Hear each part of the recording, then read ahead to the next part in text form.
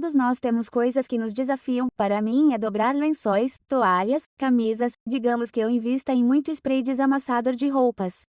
Invenção incrível. Meu problema com dobras também se estende ao papel.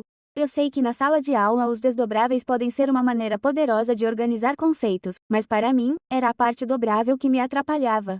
Você pode pensar em dobrar como uma conveniência, uma maneira de pegar algo e torná-lo mais organizado ou condensado, para que não ocupe tanto espaço. Isso é verdade, mas em biologia, dobrar também pode ter muito a ver com função. Mencionamos como as proteínas são incríveis. Elas podem desempenhar tantos papéis. Elas podem formar canais, ser parte da estrutura, servir como enzimas para importantes processos biológicos, estar envolvidas na proteção do corpo, só para citar alguns. Também mencionamos que você está produzindo proteínas o tempo todo, em um processo conhecido como síntese proteica. Mas a conclusão de produzir uma longa cadeia de aminoácidos não é necessariamente igual a uma proteína funcional. Existem modificações em uma proteína que muitas vezes precisam acontecer para que ela seja funcional. Por modificações, podemos significar muitas coisas. Pode estar adicionando certos grupos químicos, como fosforilação, algo para definitivamente explorar, mas outro evento importante para fazer uma proteína funcional é, acredite ou não, desdobrar. Mas antes de entrarmos no desdobramento de proteínas, vamos falar sobre a forma e por que ela é tão importante.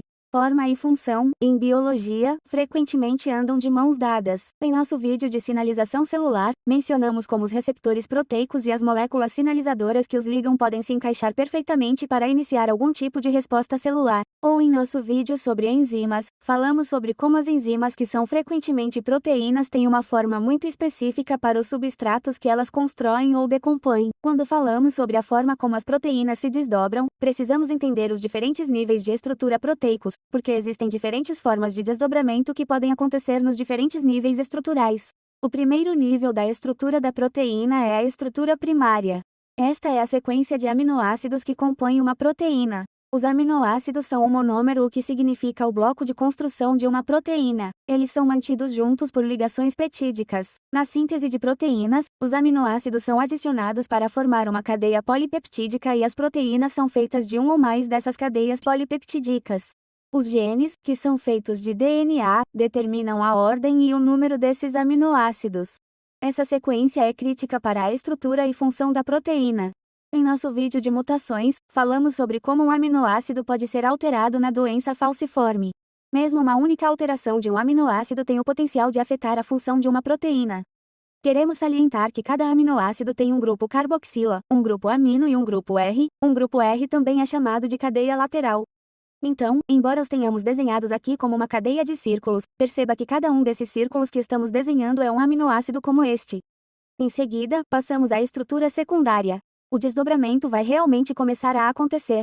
Na estrutura secundária, a sequência de aminoácidos que mencionamos na estrutura primária pode se desdobrar de diferentes maneiras. As formas mais comuns são a alfa-hélice e a folha beta plissada, e cada um desses desdobramentos que a proteína faz depende da combinação de aminoácidos que ela possui. Ambas as formas são devidas em grande parte às ligações de hidrogênio. Essas ligações de hidrogênio podem ocorrer em áreas específicas dos aminoácidos da proteína. Especificamente, estas são ligações de hidrogênio envolvendo a espinha dorsal da estrutura de aminoácidos. Não estamos focando nos grupos R agora. Estrutura terciária. Ocorre mais desdobramento, na forma 3D de uma proteína funcional. E muito disso se deve a algo que não mencionamos muito, os grupos R, também chamadas de cadeias laterais.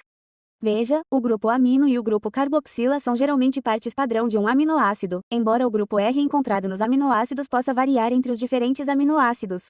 Isso significa que o grupo R pode definir o aminoácido e fazer com que o aminoácido se comporte de uma determinada maneira. Por exemplo, alguns grupos R são hidrofílicos. Eles gostam de água. Alguns grupos R são hidrofóbicos.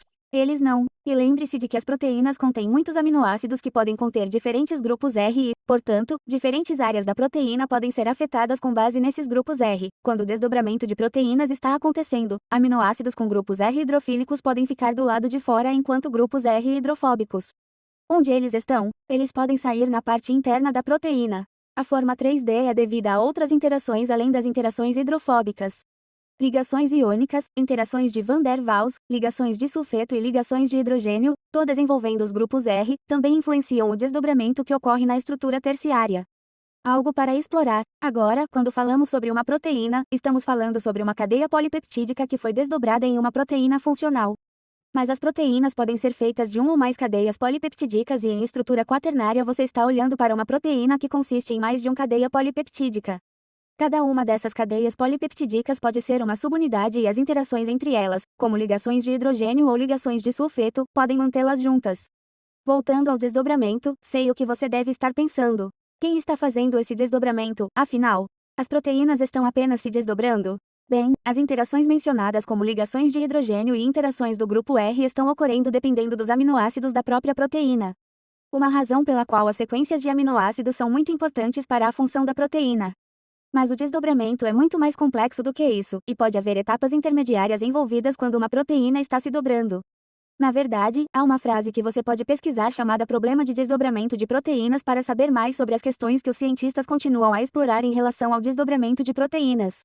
A pesquisa mostrou que as proteínas muitas vezes têm ajuda no processo de desdobramento. As chaperoninas, por exemplo, são proteínas que podem ajudar no processo de desdobramento. Eles têm quase uma forma de barril. As proteínas entram neles e a chaperonina tende a ter um ambiente ideal para o desdobramento das proteínas. Isso pode ajudar a proteína a ser desdobrada corretamente para que seja funcional. Só gostaria de ter algo assim para minhas toalhas. Todas essas interações que mencionamos na estrutura primária, secundária, terciária e quaternária são primordiais para que uma proteína madura tenha sua forma correta para que possa desempenhar sua função. E isso é muito relevante. Existem muitas doenças que estão relacionadas a desdobramentos incorretos de proteínas. Confira algumas de nossas sugestões de leitura adicional na descrição sobre isso. Uma última coisa que não mencionamos: cada proteína tem um ambiente ideal para funcionar que pode incluir uma certa temperatura ou faixa de pH. Se a proteína for exposta a algo fora de sua temperatura ideal ou faixa de pH, exposta a altas temperaturas, por exemplo, você pode interromper as interações sobre as quais falamos ocorrendo nos diferentes níveis estruturais. Isso pode desnaturar a proteína, o que interrompe sua forma. Isso impede que ele funcione corretamente. E, dependendo do que causou a desnaturação, às vezes você está interferindo em muitos níveis da estrutura proteica. Às vezes, é apenas um ou dois níveis. Às vezes, a desnaturação de uma proteína pode ser reversível. Mas em muitos outros casos, não é. O ambiente em que uma proteína está definitivamente importante para o seu funcionamento. Bem, é isso para as Amoeba Sisters, e mantenha sua curiosidade.